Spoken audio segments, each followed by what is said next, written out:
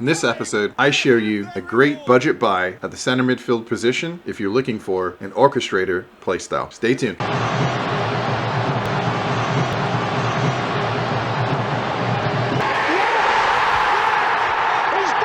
Hey guys, so we'll talk a little about the Orchestrator playstyle, which is something that honestly took me a little while to get used to. My first impressions of Orchestrators were really that they didn't do anything. They just kind of sat around, didn't really push into any space. I much preferred playstyles like Hole or Dummy in the attacking third because Orchestrators for me were just not aggressive enough. But I think through doing this research, I kind of get more what an Orchestrator playstyle is. So basically, the goal of the Orchestrator is to sit in space in between the attacking midfield and the center midfield when you play them as a center midfielder, that allows you to just kind of monitor what's going on. They kind of float around similar to a classic number 10, but with a little more purpose. So they float around the field and just look for opportunities to kind of pass the ball, ping the ball around, and they will very slowly move into the offensive third. So this is something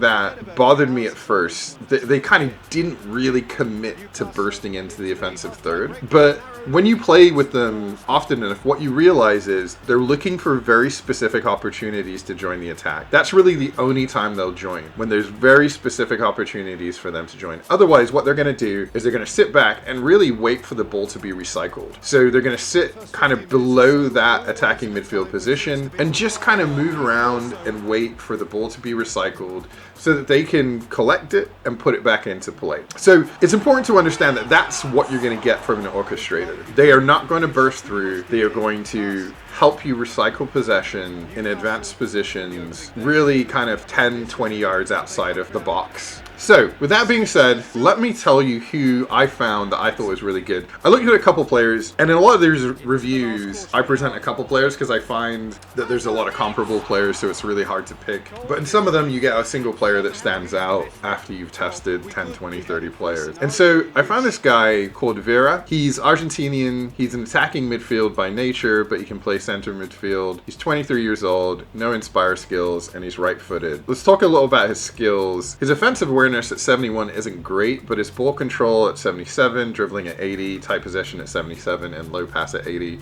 are all really, really solid for a budget player. So very, very good technical stats. His finishing is 67, so this is not a player that you want to shoot with, but he does have curl at 76, which gives him the ability to take free kicks and corners. And then his speed's at 82 and his acceleration's at 85. Very, very respectable. In fact, the acceleration is green, so you can see that now you're entering kind of really, really good territory for a stat. It's important to note his jumping's 58 and his physical contact is 60. This is not going to be a guy that is going to win a ton of physical challenges. And I see this with a lot of Orchestrators, to be honest. Even the physical ones don't win a ton of physical challenges. So you're not going to get someone that's going to bully anyone in midfield with this position, usually. There are the rare instances of them, but for the most part, what I found was you don't get a lot of bullies that have the Orchestrator playstyle. But what you do get is really good bounce. So when he gets the ball, he can stay on it. He can use his body to kind of position, to turn, to manipulate, and that's positive because that's what you're going to be using him to do. If you do have to beat a man, you're going to be using either speed because he's got 82 speed and 85 acceleration, or you're going to be trying to roll him or spin him, and that 80 bounce is going to help there a lot.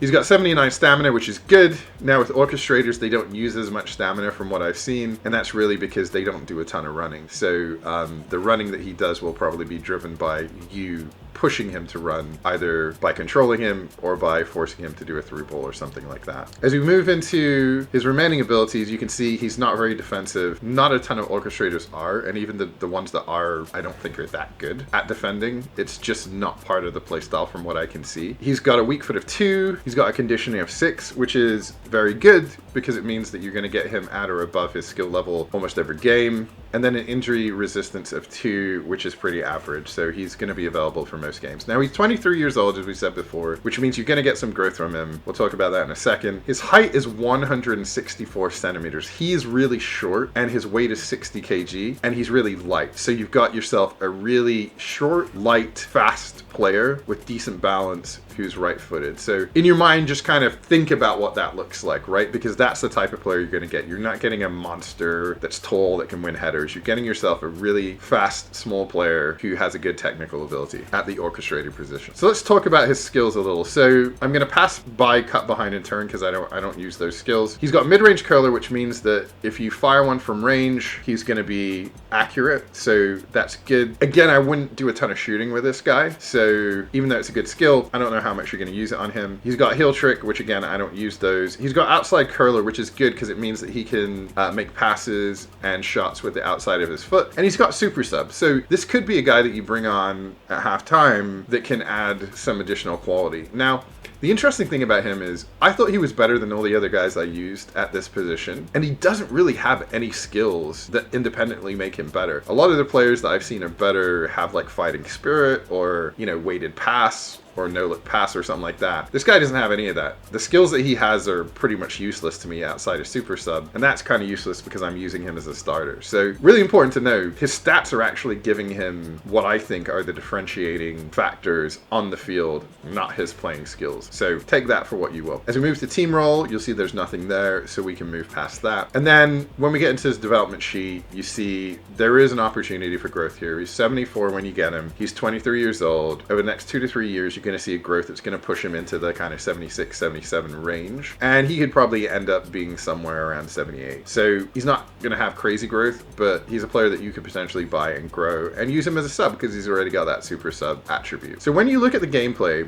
what you are going to see is a lot of him taking the ball, receiving it in an advanced position, and being able to make these kind of 1-2 passes or through ball passes. And then he'll kind of retreat back. So you'll see him pass to the forward in the box, and then he'll kind of like wait for a second to see what happens. And then as the pass is becoming successful, you'll see him kind of back up and just float around the kind of 10, 20 yard area outside of the box, waiting to receive the ball.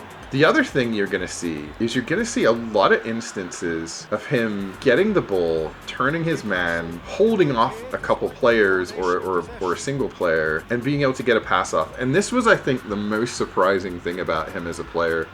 He was able, there's a couple instances of him doing this with Kevin De Bruyne, and it's pretty impressive because I've used elite players that can't get past him because he's so tenacious, he's got high stamina, he has the ability to take the ball off you pretty easily. And he was actually able in multiple instances to hold him off, plus Rodri, and put himself in really good situations to pass the ball off. I wish he could shoot because he'd probably be able to get a bunch of shots off. But ultimately, that was the thing I think was really surprising about him. Being so small, you'd expect him to get kind of pushed off the ball. But no, he could go head to head with pretty elite midfielders and stay on the ball and turn them and get a pass off. The other thing you're going to notice is he's very fast, and when he does decide to make a forward run, he can get into positions really, really quickly. So for me, there are a lot of instances where he may not use his speed to beat a man, but he uses his speed to get into a position to receive the ball very quickly so that then he can make a play and pass the ball off or support the attack or drag a defender off or something like that. And there's a couple instances of goals that you'll see that I scored purely because that's the case, because he's able to get into a position really quickly to support the attacking move and then take the ball, maybe run a couple steps, in some cases run 10, 20 yards, and then be able to dish it off and drag a couple defenders. And I really like that about him. He was able to make pretty accurate passes on the run and get into those positions to receive and give the pass. That's really, from an orchestrator perspective, what I think you can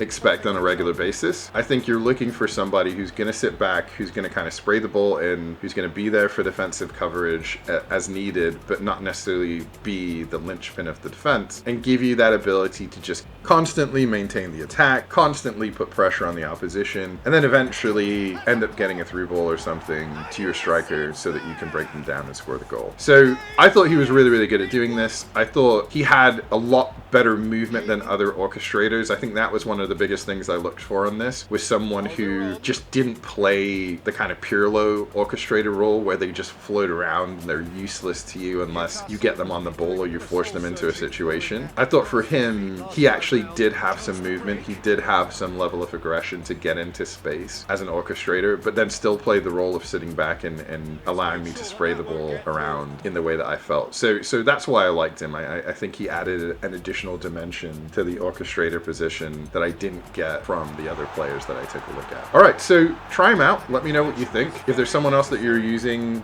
that you think's really good, let me know as well. Leave a comment, and I should be doing the Defensive Midfielder series next. So stay tuned. Thank you very much, guys. Hey guys, I'm new to YouTube, so if you like the content, please give me a like.